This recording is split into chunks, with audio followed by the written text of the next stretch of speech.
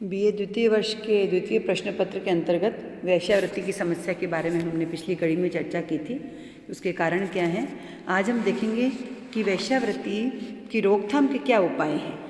भारत में भी वेश्यावृत्ति एक व्यवसाय के रूप में पाई जाती है, अति प्राचीन काल से चली आ रही है।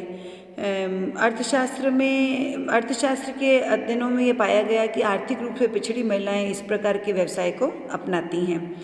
दिनों दिन बड़े शहरों में चलने वाले होटल, क्लब, नाच घरों, कैबरे स्थलों में वेश्यावृत्ति पाई जाती है और लड़कियों ने कॉल गर्ल्स व कैरियर गर्ल्स के रूप में वेश्यावृत्ति अपना रखी है, जिसमें उच्च और सम्मानित घरों की शिक्षित लड़कियां व स्त्रियां भी इसमें शामिल हैं।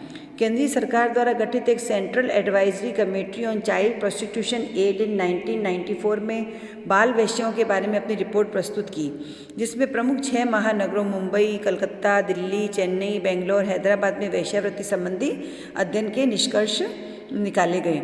इन महानगरों में भी लगभग 1 लाख तक वेश्याएँ थीं।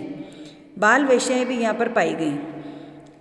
1986 में एक सर्वेक्षण किया गया, जिसमें पाया गया कि 75% वेश्याओं को जबरन इस व्यवसाय में धकेला गया था।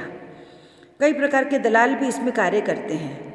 कई जगह पर 20 से 25% लड़कियों को उनके माता पिता भी इस व्यवसाय में धकेल देते हैं। उन्हें कई बार प्रेरित करते हैं कि ये व्यवसाय सरल है, इसमें खूब पैसा है, धन है, आकर्षण है आदि। जो स्त्रियाँ प्रकट रूप से वेश्या करती हैं उनके तो आंकड़े उपलब्ध हैं, किंतु अप्रकट रूप से कार्य करने वालों के बारे में अनुमान लगाना बड़ा असंभव सा कार्य है। मानवता का और नैतिकता की मांग है कि वेश्यावृत्ति में लगी स्त्रियों को इस कुकर्म से मुक्त कराकर नारी जाति की रक्षा की जाए, परंतु इसे दूर करने के लिए बहुत ही समाज को, सरकार को खूब प्रयास करने होंगे। वेश्यावृत्ति की रोकथाम के लिए भारत में प्राचीन काल से प्रयत्न तो किए गए। इसे सीमित करने के कई नियम भी बनाए गए, जिसमें केशवानंद सेन, शिवनाथ शास्त्री, कई समाज सुधारक थे, जिन्होंने डॉक्टर मुथुलक्ष्मी रेड्डी जैसे समाज सुधारकों ने इस समस्या को दूर करने के बहुत प्रयास भी किए। 1875 में all India moral and social hygiene association संस्था के द्वारा भारत में रहने वाली अंग्रेज सेना के लिए भारत व जापानी स्त्रियों को वेश्यावृत्ति कराने के लिए लाना बंद करा दिया गया था। वेश्यावृत्ति के लिए अध्ययन के लिए कई परियोजनाएं भी लागू की गई, जिसमें 1929 में लीग ऑफ नेशंस ने भारत में एक ऐसी परियोजना प्रारंभ की, जिसमें कि वेश्यावृत्ति का उन्मूलन करने के लिए कई प्रयास और कानून भी किए गए।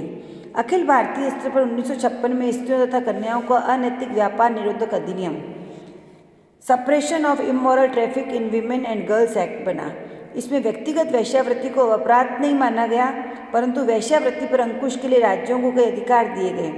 इस कानून की प्रमुख विशेषताएं इस प्रकार रही: जो व्यक्ति वेश्यालय चलाता है, उसके संबंध में सहायता देता है, उसे 2 वर्ष का कठोर कारावास और 2000 रुपये तक का आर्थिक दंड दिया जाएगा। दूसरा, 18 वर्ष से अधिक आयु का व्यक्ति यदि वेश्या की आय पर जीवन यापन करता है, वेश्यावृत्ति के लिए किसी लड़की को पाने का प्रयत्न करता है, ऐसे कामों की सहायता करता है, तो उसे 1 या अधिक वर्षों तक का कारावास और 1000 रुपये दंड दिया जा सकता है। कोई भी वेश्या जो सार्वजनिक स्थान से 200 गज के अंदर अपना पेशा करती है, उसे दंड दिया जाएगा। वेश्यावृत्ति के लिए उत्तेजित करना भी इस कानून में अपराध माना गया। इस कानून को तोड़ने वाले अपराधियों की देखरेख के लिए पुलिस अधिकारियों की नियुक्ति की व्यवस्था की गई। वेश्याओं को सुरक्षा गृहों में शरण पाने का अधिकार है। न्यायाधीश किसी भी वेश्यालय का स्थान परिवर्तन कर सकता है। बालिकाओं को सुरक्षा गृहों में रखने का प्रावधान है। इनके लिए शिक्षा और समाज सुधार और नारी निकेतन में रखकर के इनके पुनर्वास की व्यवस्था करना, ऐसी व्यवस्थाएं भी सरकार के द्वारा, विभिन्न सरकारों द्वारा की जाती है, ताकि बेकारी का अंत हो और उन्हें वेश्यावृत्ति से मुक्ति मिले। दूसरी ओर राज्यों को यह भी निर्देश दिया गया कि जहाँ पर वेश्यालय चलाए जाते हैं, वहाँ पर उनके हेल्थ और हाइजीन के लिए उनके इंजेक्शन्स वगैरह लगाए जाएँ, ताकि कई प्रकार की संक्रामक बीमारियाँ नहीं फैलें। इसके लिए कुछ सुझाव दिए गए हैं। वेश्यावृत्ति को समाप्त करने के लिए 4 कदम उठाए जाने चाहिए। पहला, निरोधात्मक कार्य। जिन स्त्रियों के पास कोई जीविकोपार्जन का साधन नहीं हो, उन्हें इस व्यवसाय से नहीं निकाला जाए, बल्कि उनके लिए नैतिक रूप से इसकी सीमा तय कर दी जाए। बेकारी को समाप्त करने के प्रयास किए जाएं। विधवा पुनर्विवाह को प्रोत्साहन दिया जाए। समाज में स्त्री पुरुष के दोहरे नैतिक मापदंड को समाप्त किया जाए। वेश्याओं के लिए रेस्क्यू होम्स बनाए जाएं। विधवा एवं अनाथ लड़कियों के लिए आश्रमों का प्रबंध किया जाए।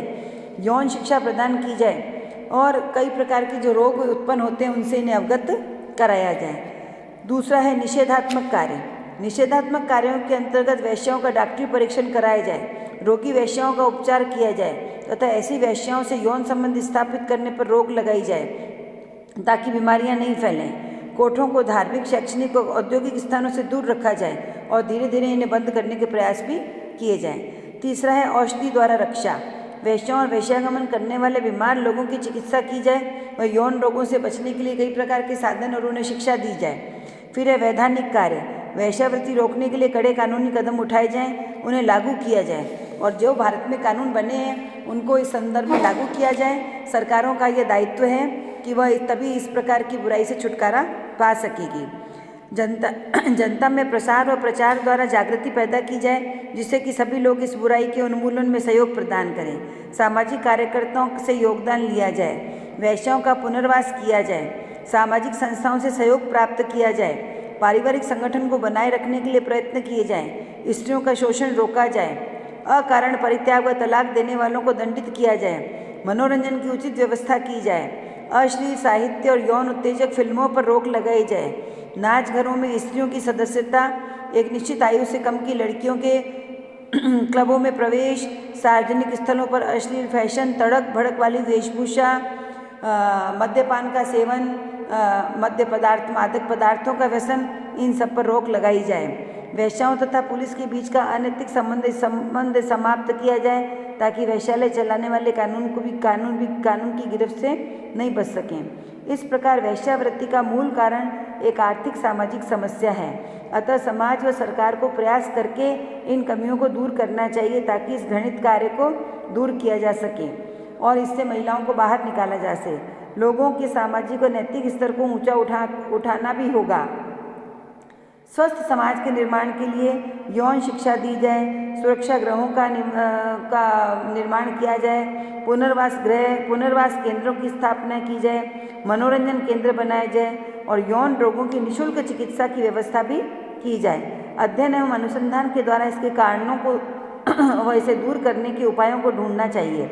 वेश्यावृत्ति के मांग पक्ष को समाप्त करने के लिए कई प्रयास करने होंगे, तभी ये एक सामाजिक बुराई या ये एक समाज की जो अभिशाप है या हम इसे एक सामाजिक कोड भी कह सकते हैं, से तभी मुक्ति मिल सकेगी।